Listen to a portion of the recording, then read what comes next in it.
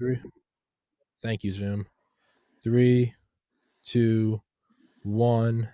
Recording with Will Arkin, author of Unmanned, as well as author of The Generals Have No Clothes, which I guffawed about enough last time. And as he just asked, am I mad at America because I don't have the flag? No.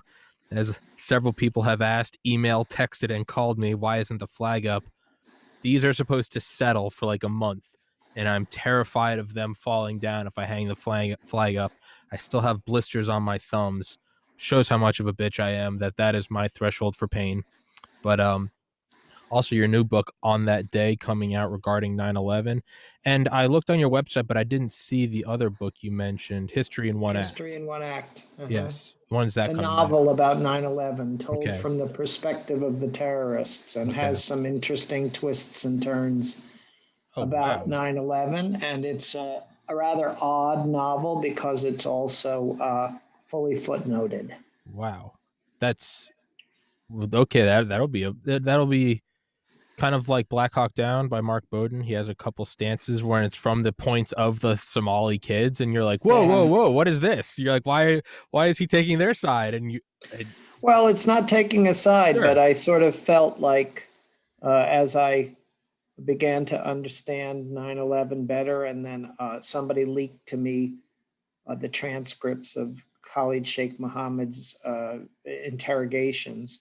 And I started to read the thousands of pages. And the first thing that dawned on me was that, well, this guy, as demented as he might be, has a worldview. mm-hmm. And the worldview was interesting. And I started to say to myself, why is it that 20 years after 9/11 we still don't have a decent account of what these guys thought, what they were all about, where they were coming from? And we still don't. I mean, we make fun of ISIS. We still treat Al Qaeda like they're from another planet, and yet uh, obviously we manufacture terrorists, or the world manufactures terrorists more than we can certainly get rid of them. And I thought that it was really important to write about 9/11 from the point of view of the terrorists, like what they were thinking, what their lives were like, where they came from. And it just ballooned into this gigantic novel. And that it'll be out on June 6th. Oh, So I think it's already in bookstores, published by Featherproof Books in Chicago. beautiful. Yeah, I should have said that incorrectly. Not taking the sides of, but in Mark Bowden's book, it's rather use. I guess that shows that, right? I guess that shows my own bias as an American. It's taking the sides of. In reality, he was just showing their point of view, and he talks about, when a little bird helicopter comes down and the miniguns whir up, and one guy's standing next to his younger brother, and I think he describes his head exploding like a melon, and he decided then and there he was going to tag him. He was going to bag himself an American body. Yeah, I mean, I'm not saying I'm for it, but something drives it. You don't just coordinate and plan and fund 9/11 on a whim. It's not. Right, It wasn't an impulse. What drove it? right, Something drove right, Hitler. It doesn't mean it's taking his side. Something right. drove him, and we should understand it. Um, your book Unmanned about drone surveillance, which and I I think I need to stop saying books are in my new top 10 because I do believe I am losing the value of that statement when I say it to my audience, kind of like inflating a currency. So I'm just not going to say it anymore. But it's already one of my favorites because, much like The Generals Have No Clothes, your other book, which is on Audible, I'll put in the description as always, I believe that it can actually be tied in to The Generals Have No Clothes. It's sort of the drone successor to James Bamford's Shadow Factory, post 9/11 ultra secret NSA, which I believe is a book he wrote in 2003. Um, but your book, I mean, the one thing that sticks out to me is like his book, that kind of just the namings of the different programs. It's like Thunder Bunny, Golden Eye, Cloud Nine, Gold Miner, all these different things, and your parallels with the Epic of Gilgamesh. But it really shows this, and I think you pointed out best in The Generals Have No Clothes, how it's the mechanisms of war. Sure, we have advanced things, we have special access programs, we have light years ahead in technology, but it's our ability to move resources, our ability to coordinate, to always be within X kilometers of the target. You point out in Unmanned that it's becoming more and more less. It's not the World War One, as you said. It's not the industrial powerhouse of war. Send 1,000,000 men to die. It's more so we have just we have one operator and we have 99 enablers, whether it's computer technicians, whether it's drone pilots, whether it's becoming this very precise. You see the 10 men on the field or however many are on the field on the Super Bowl. You don't see everyone with the headphones and the personal trainers and the dietitians. It's this whole team of enablers. The point of me saying all of that is, do you see a point where all of a sudden all of those things start to become automated and the human footprint becomes even less and less and less? And that's a thing I've pointed towards in this podcast several times. Is my fear or concern is, as things become more automated, the decision making power falls to even fewer and fewer individuals, and their ability to, if I have 1,000,000 drones made out of bulletproof armor that take my order, I don't have anyone questioning orders. It's my desire amplified. I don't know if I'm illustrating my concern. Well, you are, but let me just say, Tommy, that I feel like we can describe the drive towards automation and the drive towards unmanning, having fewer and fewer humans involved in the enterprise of war, without ascribing a nefarious actor to Okay. it.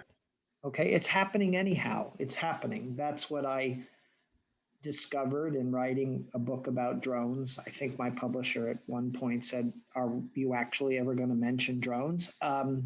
Because I really wanted to write about the phenomena that drones had introduced within warfare, that there were sort of two things that were happening simultaneously. One, obviously, the US military was learning how to use these drones.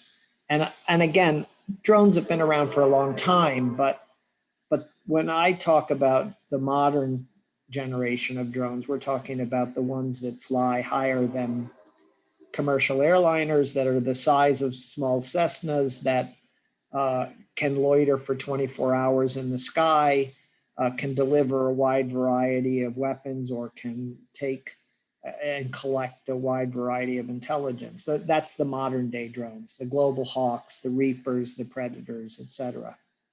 And in trying to wrap my head around what was important about this revolution, I sort of saw two things happening simultaneously, and they parallel things that are happening in our society at the same time. One was uh, this automation that you speak of, that things became more and more uh, uh, machine based, yet at the same time backed up by an incredible back end of humans. They weren't required to be on the battlefield. So the translators of the drone SIGINT that's collected, the eavesdropping in the Middle East, are in Georgia. Because now with global networks, why do they have to be sitting under the drone? They're comfortably sitting in Georgia doing that work, and the people who are analyzing the imagery are in Kansas and Virginia and South Carolina.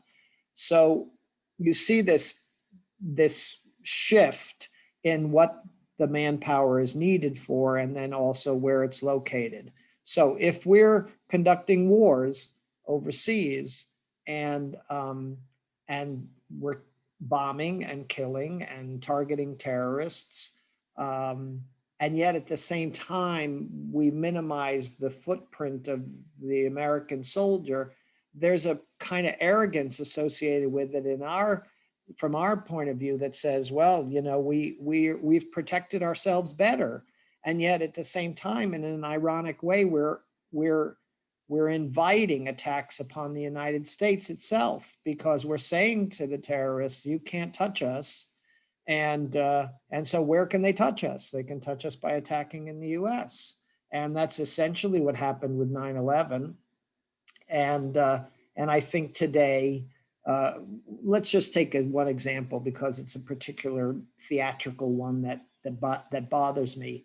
When Joe Biden uh, announced the withdrawal of U.S. troops from Afghanistan, I don't know what brilliant idiot in the White House decided that all troops were going to be out by September 11th. But by using the date September 11th, that theatricality associated with that date, we're essentially sticking our chin out there and saying, hit us. Yeah. But like really, we had to choose September 11th? Like, don't we Yeah. understand that there are other people's minds, demented minds involved in this world? And drones are the same thing. So what if we minimize the exposure of U.S. soldiers and we um, safeguard and force protect the troops if we make the United States itself, and particularly the civilian population of the United States itself, more vulnerable? And that's, I think, why we've seen an increase in homegrown terrorism, Islamic terrorism after 9/11. And that's why we've also, I think, probably grown a little bit complacent in believing that another 9/11 could never occur. Because I don't know about you, but every time I walk through Grand Central Station in New York City, I think to myself, somebody could just walk right through here Walk with a right on in. suicide vest on and blow themselves up. I mean, Just walk right on in. so we have like this fantastic security that we practice at airports where you got to take your shoes off and your belts off, and the grandmas get felt up. Yeah. And yet at the same time, there are other aspects of security that we just completely and utterly ignore. Now, that's the nature of our society, and it is the nature of our society. But when it comes to the national security establishment, I want to believe that they have thought through these problems a little bit more thoroughly and understand them a little bit more deeply. And I'm not convinced of that. I really am not. And so when I wrote Unmanned, a book about drones, I thought, well, I'm going to come up with, a thesis and a conclusion that says that drones are bad. And instead, what I concluded was, if drones didn't exist, we would be doing something else to effect warfare remotely. That's the nature. And so let's bring it back to where people might be able to better understand it. And it's really in this, right? In this frickin' smartphone, okay? Where it's not just a phone anymore, it's a computer, and it's everything. It's everything. You can't spend your day without once or twice or a million times, saying, let me look that up on my phone. And think of it like an object that barely weighs ounces, that didn't exist 2 decades ago, is now connecting us to the entire universe of information. And and the the reduction in size, weight, and power, which is what the military calls swap, is the revolution that we also observe in the military itself. That is that this reduction in size, weight, and power facilitates remote killing. And of course, we don't really truly understand what that means in the long term.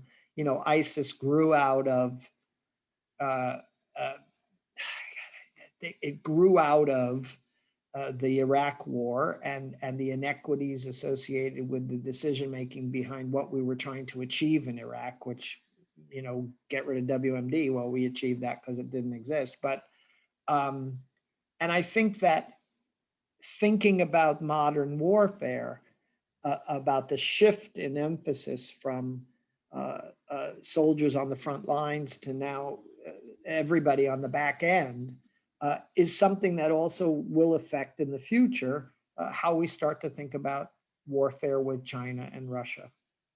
And part of the shift in the Pentagon to what's called great power competition, the post 9/11 era, is let's get back to, Marines storming the beaches and the army fighting a tank war in Europe, et cetera, et cetera. Like that's ever going to happen. Yeah, Because even gone. if we went to war with Russia or China, it would be a missile dominated, air power dominated war. It's not going to be a land war. And even if the United States of America wanted to rapidly expand the military, even if it wanted to build a World War II force, it would take years to do so because we don't have the size of the military in order to expand. We don't have an industrial base that's able to produce thousands of tanks and thousands of airplanes as we did in World War II. That world is gone. And again, the reason is that smartphone, that things have become so efficient that even a drone flying in the Middle East is able to do what hundreds of airplanes and reconnaissance assets in the World War II era, even as far up through the Vietnam era, that they had trouble doing. Right today, one Israeli F-16 plane delivering satellite-guided JDAMs is able to hit 8 separate targets with near 100% reliability. And if you think about hundreds of B-17 and B-29 bombers being sent out in World War II to hit German targets, maybe 5% even got through the air defenses, and maybe 1% was able to deliver the bomb on the actual intended aim point. So the arithmetic has changed, and the lethality has changed, and all of that has transformed warfare. And yet in our planning and in our thinking about warfare and the future, we seem to be stuck in old style models, while at the same time in our very uh, uh, personal lives in the civilian world, we have reaped all of the benefits of this transformation. It's not like anyone's saying, boy, I'm really looking forward to going back to the day of the analog landline telephone. No one is saying it, and yet the military is yearning to go back to tank warfare and Marines storming the beaches and good old fashioned Navy warfare. And it's absurd. We need a new theory of warfare, and we need a new model of warfare. And I think we see it in the edges.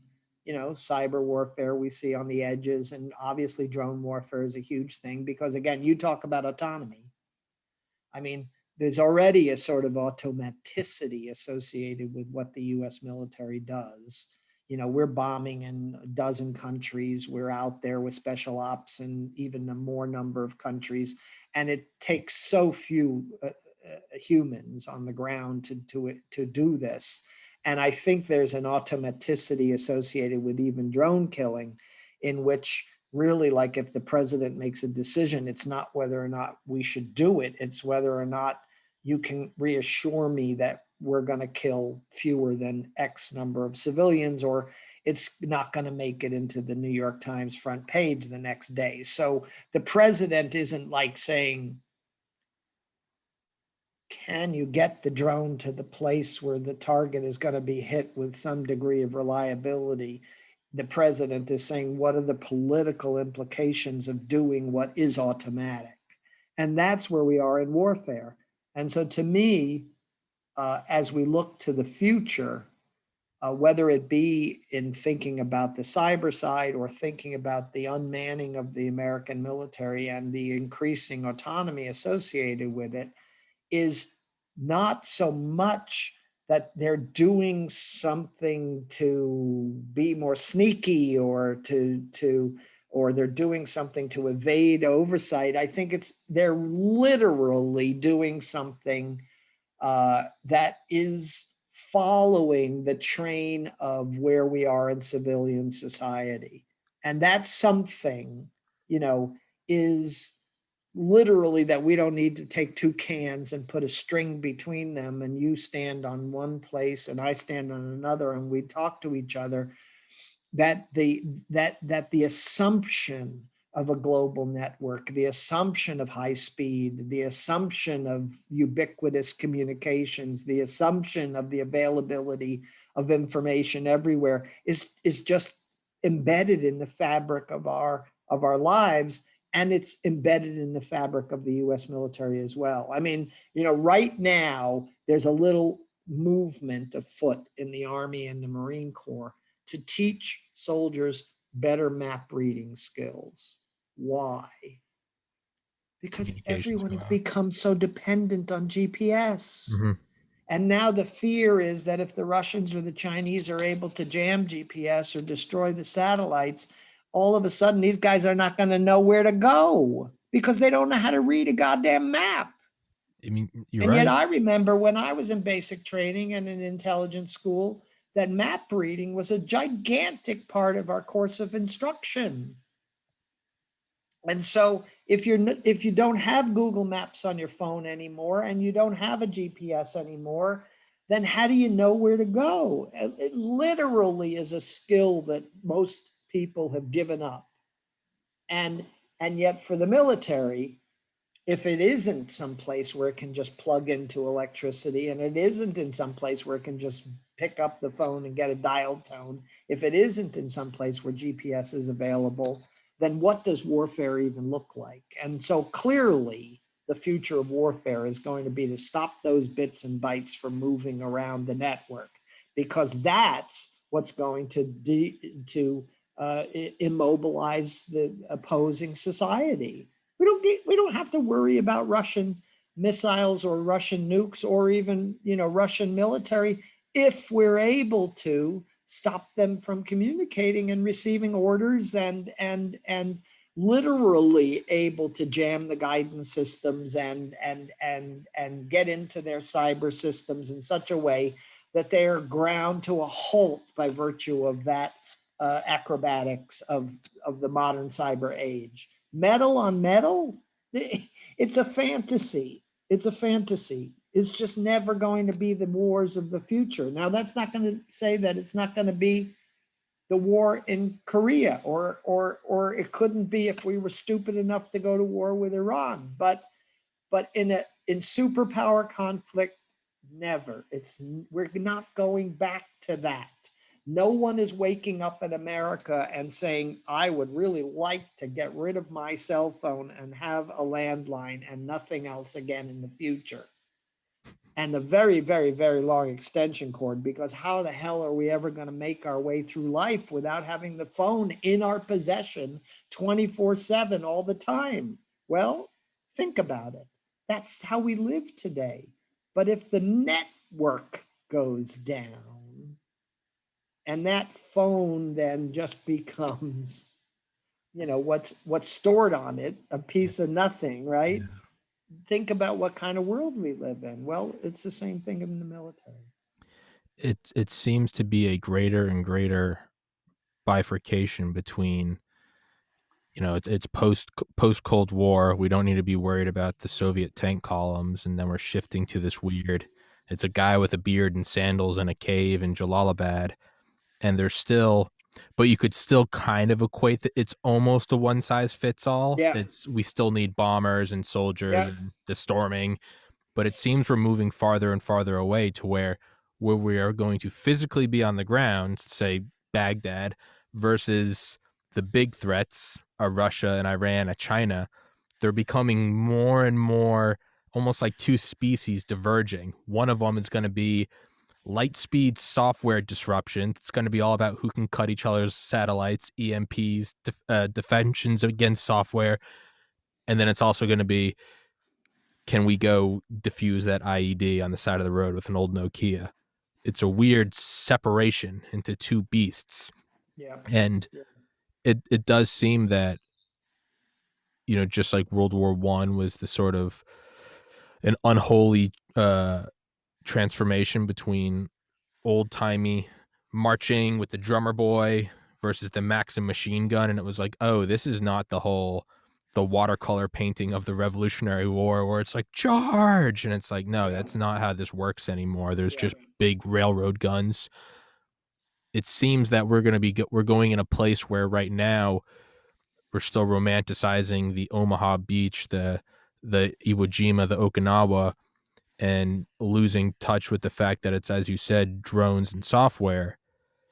I feel like we're barely going to get a grip on drone warfare before that's going to be in the rearview mirror, and it's going to be nothing to do with the physical. It's going to be software. It's you just hack their systems before they can even build a drone. Is it all going to, when everything becomes automated, is it just going to purely be in cyberspace? Yeah. Is that the next 20 years just cyber warfare? Well, I mean, to some degree, again, if we look at civil society, we can see that that's where we're going in general. Yeah. I mean, uh, I just think about my own life in terms of, the old 286 computer that I started my computing career on versus what I have today, which is ridiculously powerful. I remember the day of the 64K floppy disk. That's not even enough to carry one image on today. And but I think like we have to also discuss a little bit how the military works in terms of understanding this transition. So here we are in the 20th anniversary year of 9/11 this year. And the US military is ingesting new recruits these days who weren't even born on 9/11. So either these kids have known Iraq and Afghanistan and the global war on terror as the sole function of the US military their entire lives. And so I am somewhat sympathetic to the Army saying, hold on, that's not the military. I mean, the military is about defending the United States against, real enemies. And we need to move away from terrorism to back to the basics, blocking and tackling, getting really back to the basics. And I'm sympathetic to that view. But technology moves so fast and we have become so dependent upon the software of war that really the main emphasis of training of soldiers today is teaching them how to use the software. And in fact, the billions of dollars that are not seen in the US military budget are really involved in creating GUIs, graphic user interfaces of various types to make it possible for an apprentice soldier to actually do their job. You can't teach everybody how to program. You got to have interfaces that are point and click. Mm-hmm. And well, somebody has to make those interfaces, and there are hundreds, if not thousands of them. And people then need to be taught how to use those interfaces. And those interfaces, like our apps on our phones, are constantly being fixed. Bugs are being eliminated. Tweaks are being made to the software to make it more efficient, to make it more user friendly, et cetera, et cetera. That's a lot of what goes on in the military today. And we don't see it because again we kind of think of the military as marching and guns and camouflage Yeah. and all these things that sort of harken back to a former day of the nature of the armed forces. And so I remember like 15-20 years ago I had an opportunity to visit an F-22 unit. That was the first of the fourth generation fighters. Uh, and one of the guys said to me, first of all, let me just disabuse you of the fact of how expensive this fighter is, because this fighter can not only shoot down an airplane from more than 100 miles away, uh, but it can also collect intelligence that is a greater amount than 70 airplanes of the World War II to Vietnam era. It can also deliver bombs. It can also do this. It can also do that. It's the plane itself is a network node in the sky. Blah blah blah. When it went on and on and on, and essentially in the end, it turns out that when you look at the cost of the F-22, and again, I'm not justifying it. I'm just describing it. It's like half of the cost of the F-22 is software. Jesus. Programming that goddamn plane to be able to do what it does. So we lose sight on the one hand that the plane is a veritable Battlestar Galactica of our modern era. It's everything. It's entire air forces of yesteryear, one airplane. And yet, on the other hand, what makes that possible is this software effort. So when you look at so many of the giant defense contractors these days, you know, that they're not Lockheed Martin and Northrop Grumman. They are SAIC and Leidos and Mantech and CACI. And you might look at these multi-billion dollar companies in the top 10 defense contractors and say to yourself, what do they do? What do they build? What product comes off of their assembly line? And the answer is zero. All of these companies are creating software. So they're creating software. That's the nature of the American military. Now, if we're all dependent on software, then obviously if you're a clever enemy, and it's not just that the Russians or the Chinese or the North Koreans or the Iranians are doing this, we do it too. You want to disable the other guy's software. That's Mhm. the most effective way of bringing them to a halt, right? Zero This day it, exploit. you don't want to bomb. I'm not going to try to bomb your smartphone, Tommy. I'm going to just make sure that you can't connect. Yeah. Yeah.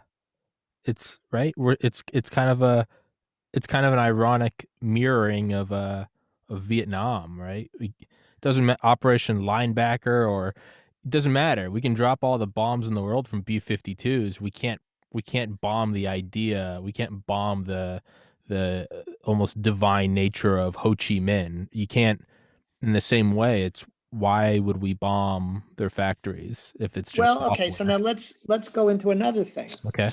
So, post 9/11, what were we trying to do? Kill Al Qaeda leadership, right? Kill bin Laden, kill Mohammed Atef, kill KSM, kill these guys, right? That's what drones were created for because they are the efficient platform to kill an individual. And that killing of the individual has become the objective, even when we're in Burkina Faso or Cameroon or Niger or Somalia, we are still trying to kill the individual terrorist. And on a certain level, if you think about it from the intelligence problem standpoint, of course it makes sense. I mean, you got a drone and you got a bomb and you want to hit the most impactful target, and the most impactful target is the leader, because now we mistaken what the objective there is. It's not that you want to kill the leader because it's the end of the organization. You want to kill the leader because you're disrupting the terrorist activity.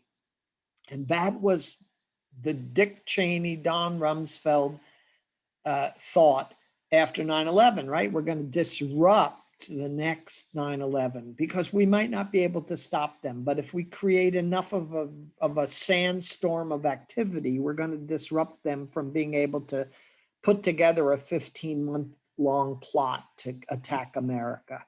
And it worked. I mean, we know it worked. But now we find ourselves 20 years later with this ability to kill individuals. And we saw that in January 2020 when we Mhm. killed the Iranian general, that it becomes what we want to do everywhere. So even in fighting against Russia, a huge part of what now has become the war planning for Russia in the future is taking out the Russian leadership, taking out the command and control. So this, you talk about a bifurcation, but it's a bifurcation that's also leading to Okay. again a crossover, because the objective in these wars is going to be take out the Russian leadership, take out the military leadership, take out the central node, take out the command center, et cetera. Because why go and try to kill the entire army when really what you want to do is you want to create that interruption, that disruption. And I think disruption is a really good way of looking at it, because that's really the future of warfare, right? If you can disrupt the supply lines, if you can disrupt the communications lines, if you can disrupt the information lines, then you've won. Yeah. Because that stops the other side from moving. Like war with China. Like, we are going to be able to move an army to Asia without the Chinese attacking that army on the way, Yeah. right? That's and that disruption is the future of the nature of warfare. And ironically, it connects directly back to drone warfare, because drone warfare is about disruption. It's about getting that leader, getting that lieutenant, getting that person who is the person behind the ability to create the WMD, the IED, or whatever it might be. It's the leader. Now, you know, should we have books that evaluate the question of whether or not the killing of Osama bin Laden actually led to any degradation of Al Qaeda in the future? And I think the answer would be, well, we killed Al Qaeda Central. And sort of in an ironic way, the industrial Al Qaeda Central of 2001 is gone. But that world is also gone. And so today we have a decentralized Al Qaeda. So Al Qaeda in the Arabian Peninsula, or Al Qaeda in the Maghreb, might still be an operative and threatening organization, even though Al Qaeda Central is gone. And that's really ISIS. That's ISIS, right? It's not that there's ISIS in Syria and we should worry about them only. ISIS is all over the world now, operating in 60 countries, and each one of those cells, if you will, is an independent entity, because that's the nature of networks as well. And that originated as well in the drone era. So as we became more adaptive, and as we became more precise, and as we became more able to operate in more and more places, so did they. And so today, warfare has become much more diffuse, while at the same time it has become much more concentrated. So there are a few enablers. We talk about, the ratio of shooters to supporters. There are a few enablers, not very many, but if you can take out the GPS, and you can take out the central communications, and you can deny the internet flow, and you can deny the communications flow, I can assure you an army, it is halted, and it is impotent, because that's really the future of warfare. Now, does that mean that we should never buy another tank? I think the answer is yes. I think the answer is yes. Does it mean that we should never buy that? Naval warfare. We next time you read an article in the newspaper that says the United States has made a foray into the South China Sea, and then you like read down into the third paragraph, and it's like one destroyer. It's like it's one boat in in an area the size of the entire coast of California. I mean, it's one boat, and so it's the symbolism associated with military activity that becomes important, not the actual hardware associated with military activity. It's one boat. In in a world though, let's take the opposite view. In a world where we could say that, just say the ratio is one operator per 99 enablers, could we say that one boat represents what used to be 100. Yes, we could say it, except for one really important thing. That boat's incredibly vulnerable. Yeah. And once it's gone, what do you have left? Yeah. Zero boat. Yeah.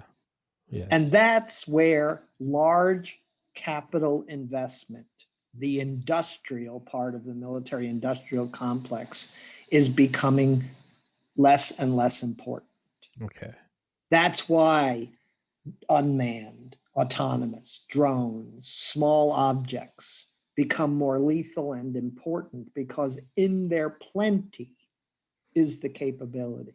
Yeah. Why are they working on swarming and autonomy and this kind of warfare? Because that is the future. Yeah. Because if you have the ability with an airplane or a drone to destroy a tank from a slant range of 25 miles away in the sky, what do you give a shit about whether or not that gun can fire a tank round 3,500 meters? Yeah. What do you care? You don't care because you're now way above it and you're Yeah. destroying those tanks. And we can do it now reliably. I don't think people even understand that revolution. Tank on tank warfare makes certain sense if you look at it in a vacuum, Yeah. that as if tanks are the only things that exist. Yeah.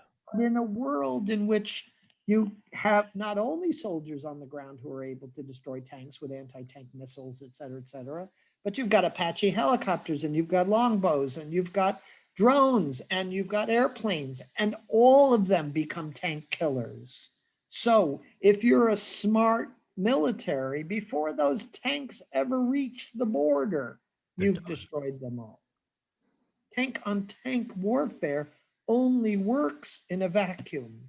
Yeah. And this vacuum is something which we don't have. And you know, the funny thing is, if you look at the military, the American military, the way it's structured, you know, we have Army, Navy, Marine Corps, and Air Force, and now we have Space Force as well. We're we're we talk about jointness and we talk about multi-domain warfare and we talk about joint warfare, but the truth of the matter is that we're making the institutions more and more stovepiped and streamlined and separate. And so it makes sense that army guys think army, but to have a true purple military, to have a true joint military, where an air guy and an army guy actually sit together and say, you know, that tank's not really very useful because I can destroy it.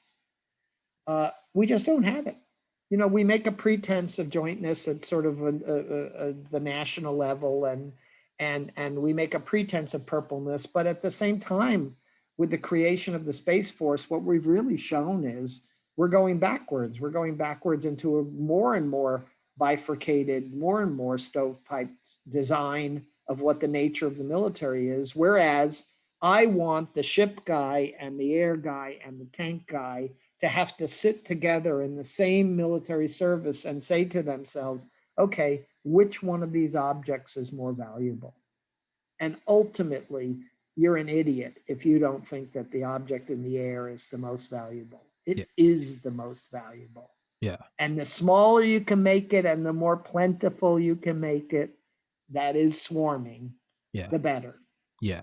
That it defies geographic limitations. It enables you to operate anywhere on the globe. It is the most efficient and the most autonomous. Yeah. And as long as you introduce the friction of a hill having an impact on a tank, or the friction of the water having an impact on a ship, you've eliminated all the advantages of the modern era, which is air power and its attendant sisters, which are cyber and space power. Yeah. That's the future. It's up there. It's not down here. Yeah. Yeah. Do you think the B-21 Raider, the successor to the B-2 bomber, the B-2 Spirit, the $2 billion, Yeah. you just, you know, the pride of the Air Force, if you will. I think it's probably more the B-52 that Yeah. boss, but the B-21 Raider. So we're taking kind of the Delta Force of the skies, the super elite, and we are now, that is to have, granted it's all in a special access program, Yeah.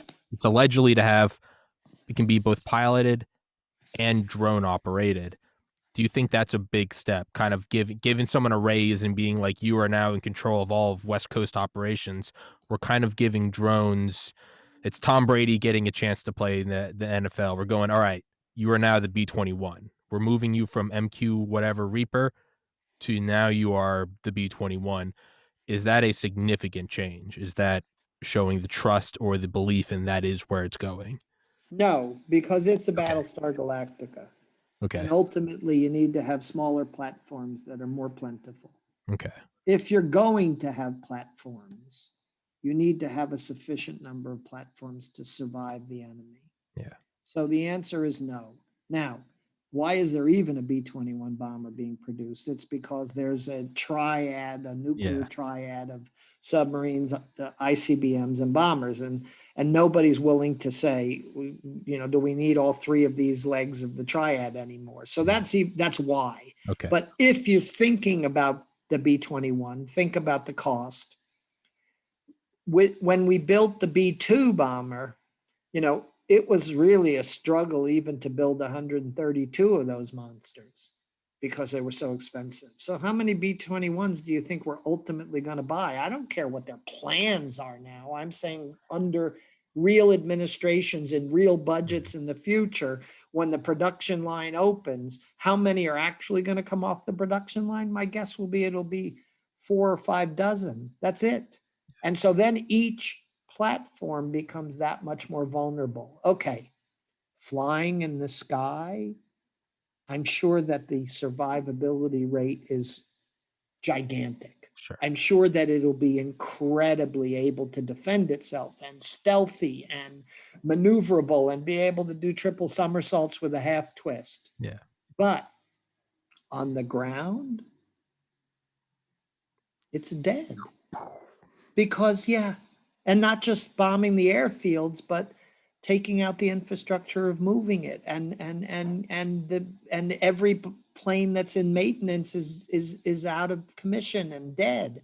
So again, if you're going to put all of your eggs into a capital metal basket, the end result of it is that you have a very few uh, assets to protect and employ. And so, yes, maybe it's the case that we're moving in the direction of a Battlestar Galactica. I mean, Norman Augustine, who used to be the chairman of Lockheed Martin, wrote in Augustine's Laws, which is probably 30 years old now, that sooner or later the cost of aircraft is going to mean we're going to be able to afford one. Yeah. Yeah. And we are moving in that direction if we insist on buying these ginormous, highly capable airplanes. But when I hear the idiots out there saying, oh my God, the F-35 is so expensive, we should cancel it. It's like, okay, I'm not necessarily disagreeing with you that it's expensive and we should cancel it, but what's the alternative that you're offering? That we should have P-51 Mustangs out there. We should have biplanes. I mean, what Sopwith kind of an Camel. airplane do you want? And so probably what the F-35 debate created, I'm hoping, but I doubt it, is have we reached that point where capability and cost have maximized? That the F-35 is now so good but yet so expensive that we can't really afford to be that good. That maybe if the F-35 were 5% less good, we would be able to either afford more of them or reduce the cost significantly. Now, let's go back to our smartphones. I have a smartphone, an iPhone 8. Tommy, I bet you've got a 15 I because you're a actually Ute. I You're a young actually guy. I actually bought a new iPhone last week because I had an 8 with a cracked screen, and I decided for the first time to get a new one. My, Okay. my You God. know what? I'm perfectly happy with my freaking 8. Sure. I am perfectly happy with it. But that is not the nature of the military. Yeah. And so the F-36, God bless them, is going to be even more expensive than the F-35, and it's going to be even more capable. There is going to be an incremental improvement in capability. But do we need all of that capability? It's not about waste, fraud, and abuse. It's about what the product itself is. And that's the debate we miss because it's like, oh, the F-35 weighs costs this and it wastes this amount of money. And I love to say to people who give that kind of critique, so let me get this straight. If it were cheaper, you'd be okay with that airplane. And of course, the answer is no. They're against the military anyhow, Yeah. right? And so really the expense argument makes no sense, or the it doesn't work argument makes no sense anymore. It doesn't work. Write me another check. I'll make it work. Yeah. You Yeah. know, that's the answer. It's not ever it doesn't work and we get canceled. We can put on our fingers how many weapons in the modern era have actually been canceled. The A-21 by Dick Cheney, the Comanche by Rumsfeld. You know, we can really name them on one hand how many actual weapons have been outright canceled. Like, this thing just makes no sense. Let's cancel it. But instead, what happens is we mostly live in a world where they say, write us another check We'll and make it we'll work. make it work. Yeah. And so when we critique the military, and I don't mean that even in a negative sense, when we think about the military, what we really have to think about is what the purpose is, and then ask ourselves, do we need to spend this amount of money to achieve the purpose? And I think as we go more and more in the Battlestar Galactica direction, whether that be in more and more capable ships or more and more capable bombers or more and more capable platforms, we are ultimately going in the wrong direction, because what we need is plenty and not more capability. Capability is resident in small platforms today, the smartphone. We need more of them, and we need them to be more resilient and more survivable. We do not need to have the Battlestar Galacticas of the future. Wasn't there a World War II general that said the German tanks are so goddamn advanced and engineered that they can take on 4 American tanks? And they said, well, how did we win? We always had 5. Maybe that's where we got to go back to. It's the F Well, twenty it's two. not, Yeah. but it's, it's just not going to happen. We Yeah. don't Yeah. have Yeah. the industrial base for it. We don't have the production system for it. Nobody even wants to spend that kind of money on metal. I Yeah. mean, the truth of the matter is that again, when we build that B-21 bomber, that half the cost, if not more, is going to be software. And the company that produces it is barely going to be able to produce a dozen or so a year. I think right now in America, if we produce 500 airplanes a year, we'd be lucky. Oh yeah. And yet that's about the number of airplanes we were producing a day during World War II. I think one of Lockheed Martin's plants was pumping out a Lightning. I think Ben Rich said they were doing it every 92 minutes.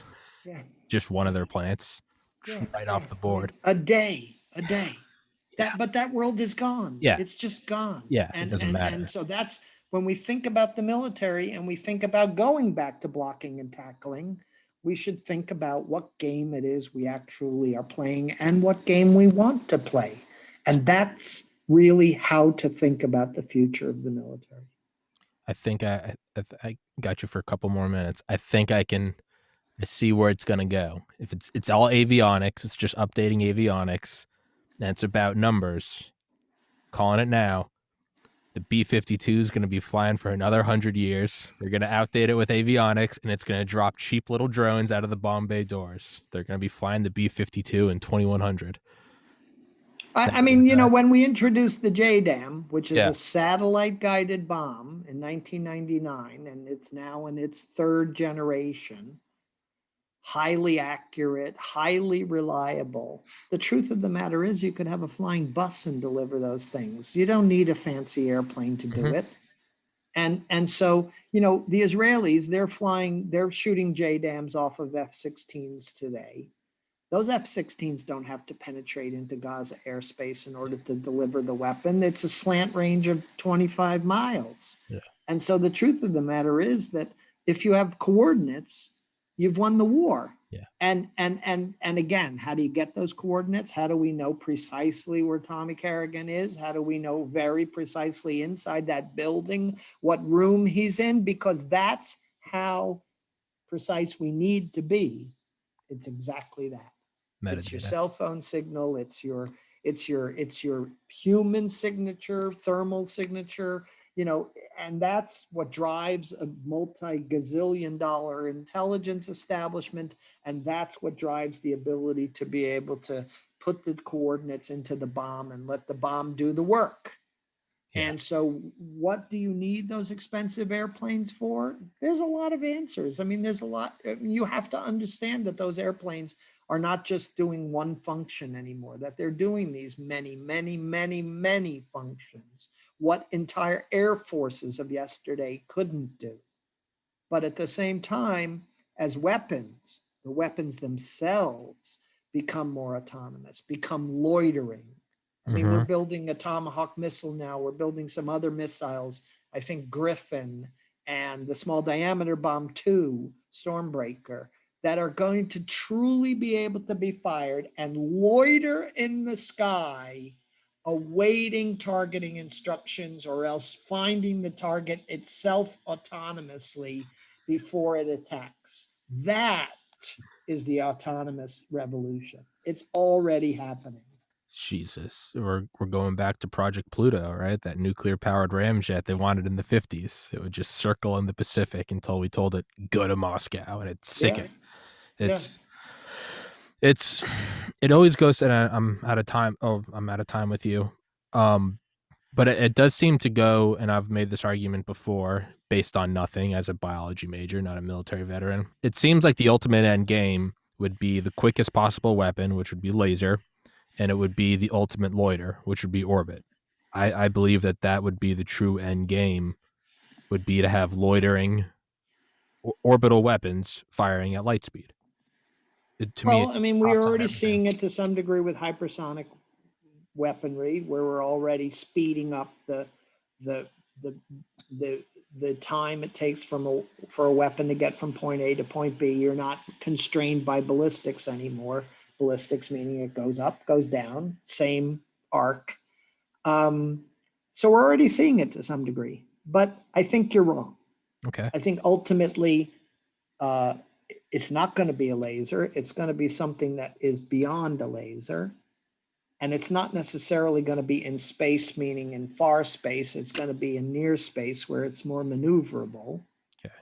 And so my guess is that somewhere in the trans-atmospheric region, with directed energy capabilities that are a combination of both uh, uh, energy and cyber, is going to be the future. And it might be a weapon that we haven't really invented yet, or it's going to be a combination stream, if you will, of both light and cyber bits attacking. Because if you've got a ICBMs coming to over the pole towards you, you can try to shoot them down with another missile. Certainly, that would be one thing to do.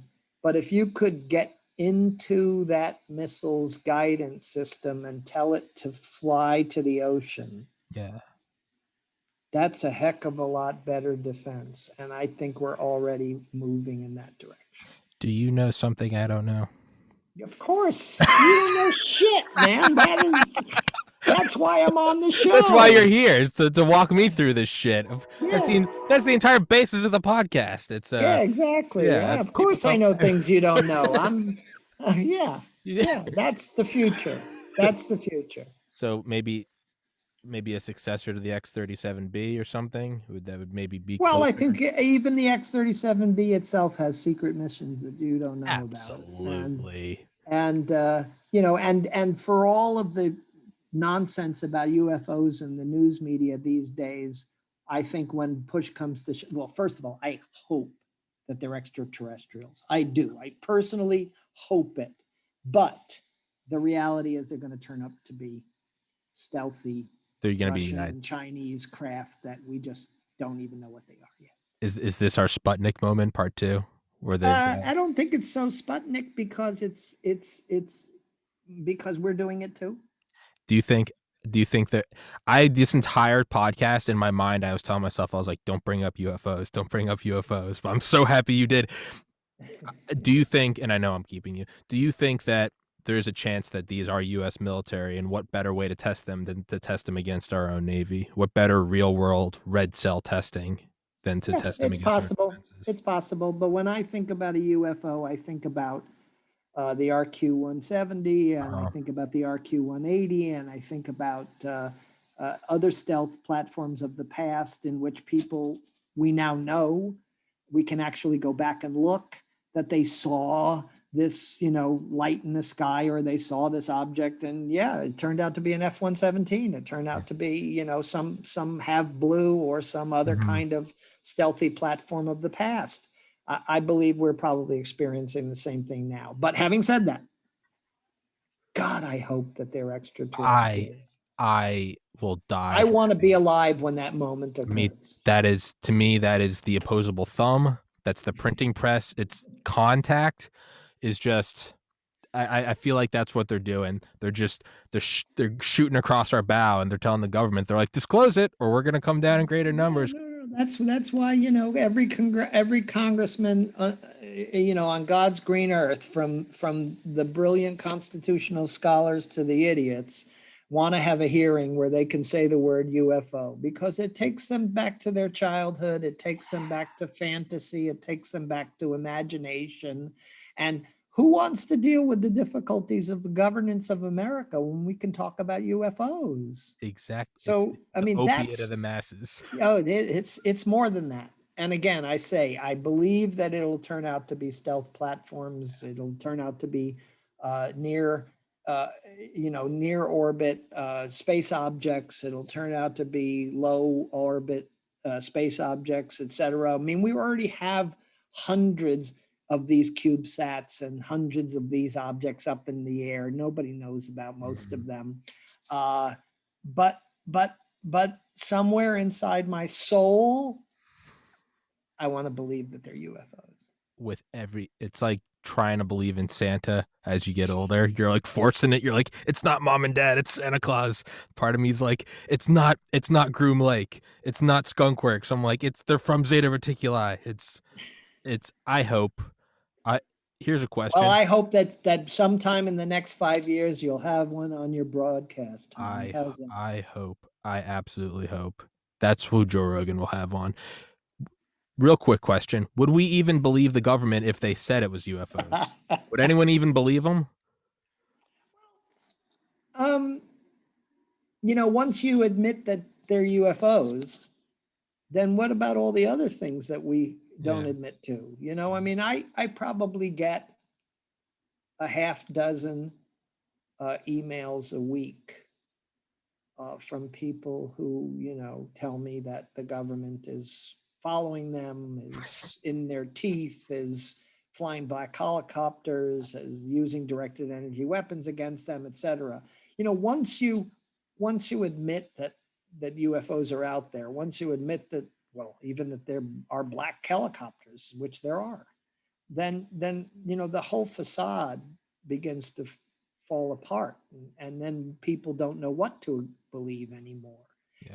and we're already kind of in that world. I mean, we're already in that world in which people don't believe fact, and I think that there is a danger, but I don't think there's a diabolical librarian inside the Pentagon or the national security system who is saying don't say this because of the societal implications. I really think that they're struggling to probably balance not revealing tippy top secret programs of their own and their knowledge of same programs on the part of China and Russia, because we don't want to admit what we do know, while at the same time answering this public clamoring for information about what these Navy pilots saw and what others have seen over the years. And, when I think it was The Rock, whatever his name is, Dwayne Dwayne, Johnson.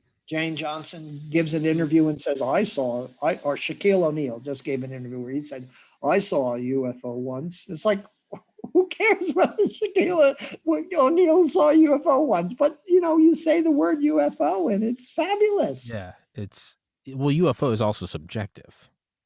If you're an Yeah, of uncontacted course. tribe in the Amazon and you see a 747, that's a UFO because you've only ever seen birds. Well, it's It's only a UFO if it's flying, Tommy. yeah, So let's yeah. be accurate Okay, here. okay, fair enough. It's yeah, I've also said that man, what a perfect plausible deniability weapon if we said it was UFOs but it was ours. We'd be like, I can't believe those UFOs keep attacking Moscow and Beijing. Why did they attack the Iranian nuclear plant? Like that is crazy. It wasn't us, but I've kept you for 10 minutes longer than I said I would. Okay. Bill Arkin, Get a thank you so frickin' much. American flag, I boy, and will. put it up behind you. I will. I will. It's in the Even if you have window. to hang it from the ceiling. I don't want Okay. to just look at your what did we call this even? There I guess there your there's monument to yourself and your own importance, isn't it? there it it is we are in the chapel of Tom. No, it's It's really the garage, and you don't have pants hey, on, hey, so yeah, hey, yeah, that you fits for say, you. you know what? That's special access program. That's classified. This podcast is canceled. I don't know you. Yeah, I'll put it up. It's got to go All up. right. Take Thank you it. so much. Thanks for having me on, man. Absolutely. Unmanned. Everybody go get it. It's a fantastic book. It's up there with The Generals Have No Clothes. It's terrifying. Side note, you need to narrate all your books. You have a fantastic narration voice. Oh, God, I hate doing it, and I'm not going to ever do It it it again. was But it's legitimately great. It's fantastic. thank you very much. Hey, thanks for having me on, Tommy. Absolutely. Take care, everybody. God bless America. Stay safe, everybody.